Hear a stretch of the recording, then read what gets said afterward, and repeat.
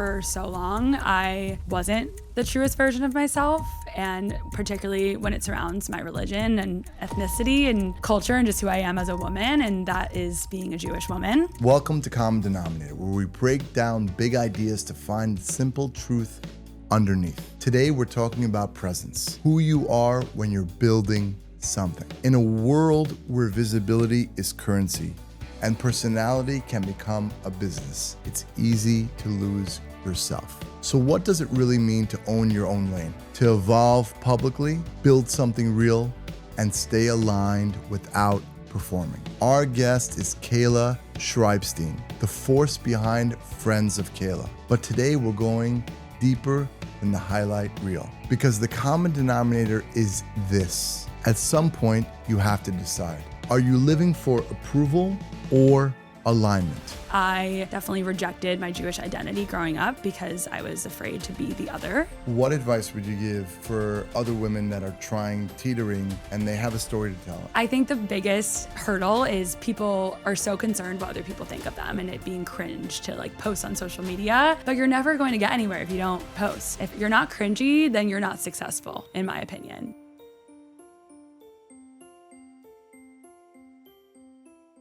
Hi, Kayla. Welcome to Common Denominator. Thank you so much for having me. It's great to be here.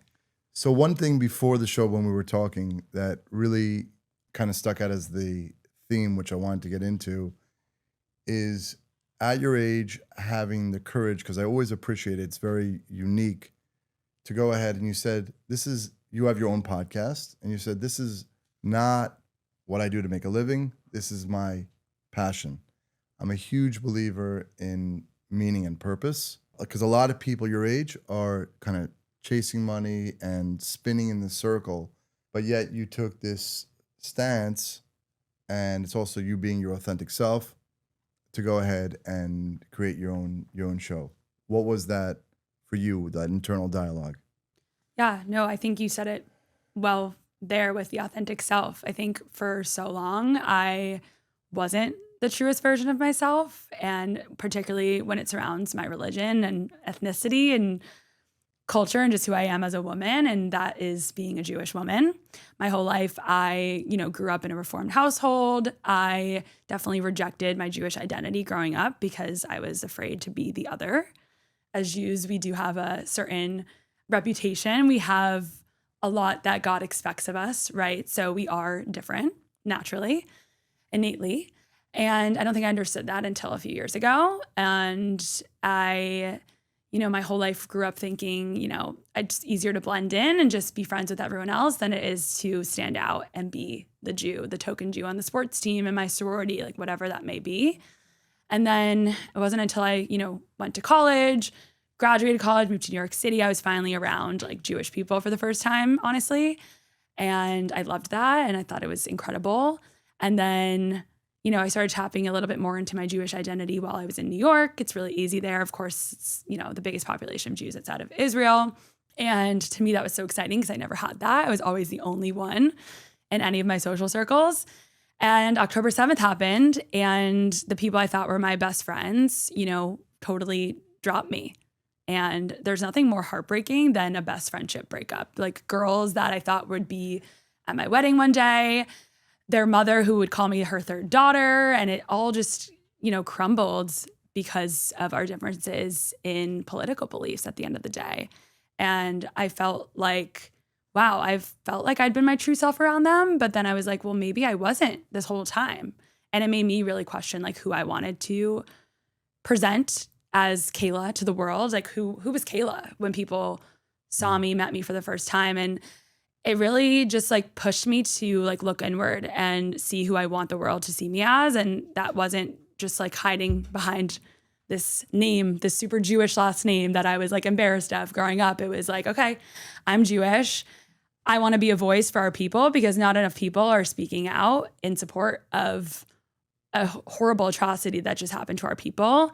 So that motivation is kind of what led me to starting this platform and really just trying to build community, bring people together who maybe felt alone, feel alone still. And I'm grateful to be in Miami, Florida, where there's a lot of us and the community here is so bold and strong, but it's not like this in other parts of the world. And I think it's important for people to see online, even when they're far, far away from a city like Miami or New York, that there is a really strong community. And it's so special that we are a part of this. I always look for the core of the drive, so it's probably years and years. You have best friend. Was there conversations with your best friend when you do it, kind of like when they drop you? Was that just one day, we're not friends anymore? Or was it cordial, agreeing to disagree? Like, what was that dynamic? I have friends from all over the world. I'm constantly pushing conversation, but I always couch it in, okay, let's agree to disagree on these subjects. Was there ever a space to agree to disagree, or that didn't exist for you? No, I tried to have conversations with them. We did have conversations. It just never ended up like going anywhere productive. It was just, like you said, agree to disagree, because our beliefs on the current conflict were just so drastically different. And it was months of like just feeling like an elephant in the room whenever we saw each other. And then naturally the distance just kept pushing us further and further away. And then ultimately I ended up moving to Miami, and now we're no longer in the same city anymore. So of course, like that distance definitely separated us. But I think during that time too, I felt very like insular and just was like, okay, I want to just drop everything and do everything for our community because that's what we need right now. And now looking back and now having it been, almost a little over 2 years since October 7th, I think it's important to be friends with other people. We shouldn't have to be friends with only Jewish people or friends with people that just have the same viewpoints as us, right? So how do we go back to that, to a world where people could have open discussions and people can be friends with people of different opinions? It seems like it's really hard to do that nowadays. I think that in general, and on many subjects, I watched and I remember this brother and sister, they were extremely close. And then during COVID happens, and there was two major narratives. There was the federal government narrative being led by Dr. Fauci, which was, where everybody has to take the vaccine. And then there was a different narrative, which was permeating a lot in Florida and other places throughout the country, of the vaccine is bad. So you're getting information on both sides. So the brother has one side of information and the sister has another side. And obviously they were extremely close. And I watched them based on one issue, on that issue, same way. They didn't end up talking to each other. I don't believe they speak to each other today. Yeah, I was just going to ask you, have they amended that relationship at all? They haven't reconciled. The whole show, right? We have this show. It's called Common Denominator. I've seen this over and over. And I think that with humans, it's the number one thing, it's what you focus on, right? Because we're programmed. We don't realize that in our deep programming, we're programmed to the negative, to the, and that's what the powers that be want. That they want that division, because logically, division equals ability to control. In the ultimate, I guess in the spiritual sense, the way I kind of see it, is that it's all just one. It's one energy, it's one frequency, it's one vibration, and we're all interconnected. And then we have to just go through our journey. That's the idea of the common denominator. So I want to bring people back and focus and empower people on the things that bring people together. I always think about simple things. Food, you bring people together on food, right? Yeah. You came over Friday night, right? Yeah. Music, right? Those are some of the ideas in sports. It's funny, two people in sports, they can, I've seen crazy martial arts matches, and then everyone's bloody, and afterwards they hug each other, and it's great. Like, we should be learning from that. But as a woman here in Miami, the fact that you want to show up as your authentic self, what's your ultimate goal? Like, if you can have your goal for your show and what you want to do, because obviously you're very passionate about empowering, I guess, other young women, what would that look like? Yeah, I mean, first things first is just with the content that I'm posting, I want to just offer a counter narrative to the negativity and to the hate that we see online.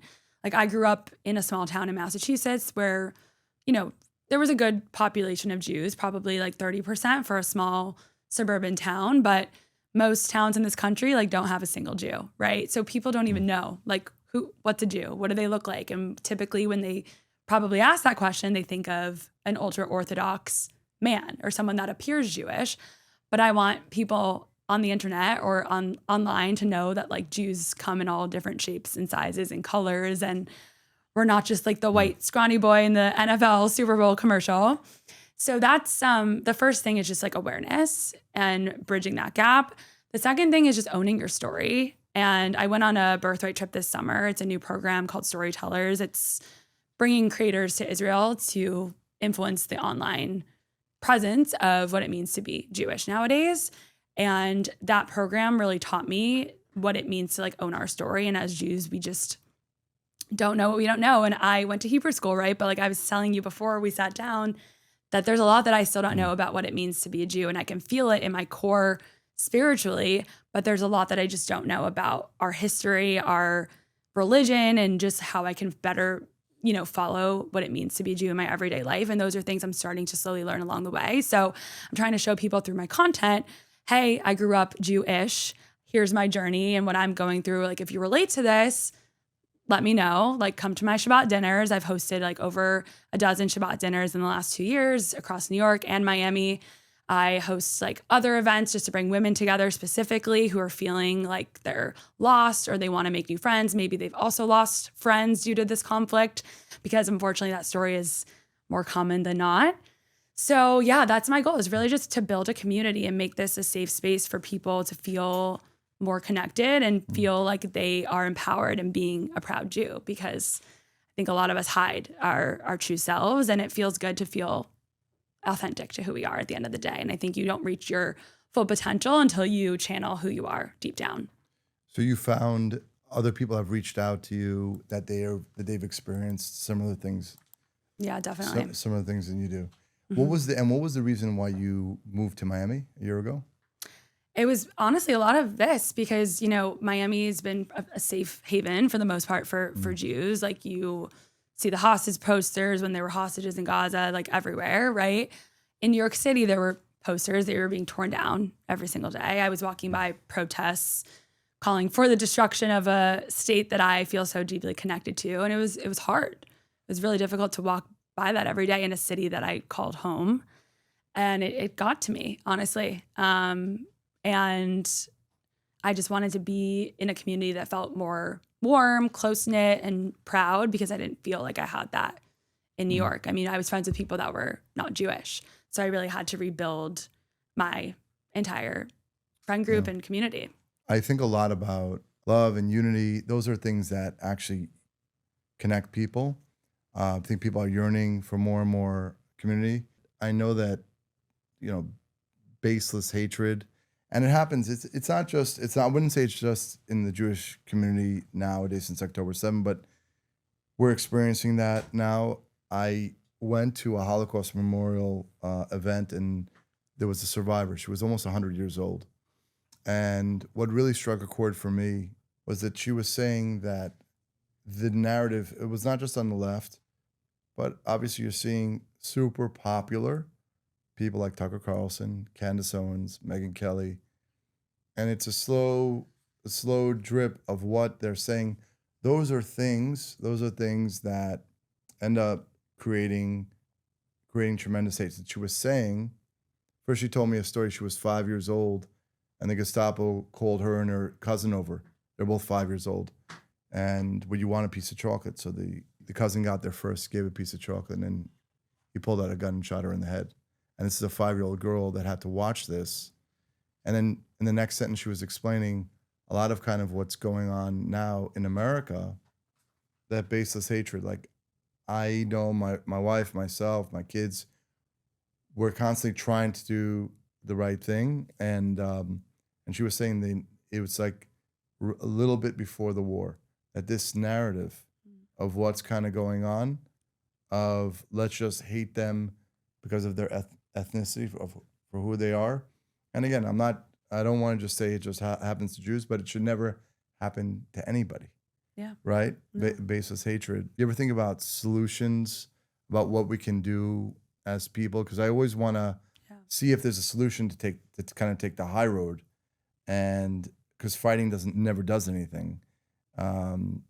I've in my younger years, I've tried to battle with people. It just doesn't, because you feed into the vampire energy, what I found. I don't know if you have any ideas of solutions. No, I talk about this a lot with friends who are, whether they're creators, whether in the music industry, I just people that actually were on this storyteller's birthright trip with me, that we're all kind of in line with this mission to make our lives not only better as Jews, but what can we do to combat anti-Semitism and what can we do to fight anti-Semitism? But I don't think the answer is necessarily fight. I think it's like enabling and empowering our own to understand who we are as people and just live. Everything that is written about us has to do with death and the killing of Jews, right? So when people are learning about the Jewish people, it has to do with the Holocaust, it has to do with the pogroms, and nothing is just like, oh, they do Shabbat dinner, they get bat mitzvah, they like, let's talk about our traditions, let's talk about something positive, like what do we do in our everyday lives? So I think, the last 2 years, I've definitely shifted my mentality to, okay, yeah, I can post online and be a voice, because if I'm not doing that, then who will? Because there aren't that many people who have the privilege of, like myself, working for an Israeli tech company, feeling a little bit more empowered than the everyday Jew going to their corporate company in New York City to have an online presence. So I want to acknowledge that I feel a level of privilege in that way to be able to speak about these things so openly. And I'm very grateful for that. But beyond that, like this echo chamber that we see online, like that's not going to solve anything, right? But it's bringing people together. It's bringing non-Jewish friends to Shabbat dinners. Like you hosted dinner last week. I know your son invited friends from the gym, right? Like they're not Jewish. That was like many of their first Shabbat dinners. So it's just exposing people to how beautiful and lively our culture is and our community is. I think that those are the things that will combat anti-Semitism. It's not arguing with people on social media. It's not arguing with people on the streets that is going to move the needle. But, not everyone is on board with that, right? So it's how do we get that message across and really implement that every single day? And I feel like I'm trying to do that, even just like wearing a chai. I never used to wear like Judaica ever. I was like a little nervous to do so, but I wouldn't be practicing what I preach if I don't wear this every day and act as a proud Jewish woman. Like I don't want people to question, oh, you're Jewish? Like, yeah, I am Jewish. Like people should know off the bat. I don't want that to ever be a mask that I have to hide under, because I was doing that my whole life and it gets you nowhere. I'm a big believer of, again, you live once, especially for young women. I've been trying to get for instance, my wife, right? I've been trying to get her in the studio, for one reason or another. She's just not so comfortable. I think she has a lot. She's a mother of 11 kids and she has a lot to say.